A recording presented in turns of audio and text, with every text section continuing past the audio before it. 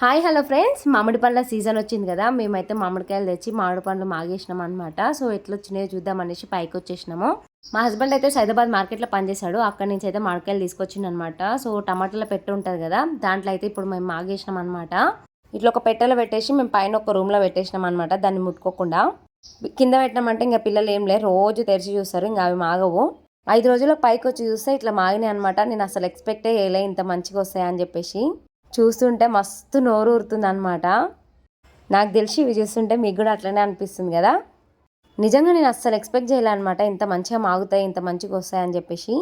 So చూడండి ఎంత బాగా వండినా, ఎంత మంచి కలర్ వచ్చేసిందో. నాకైతే చాలా హ్యాపీగా అనిపించింది.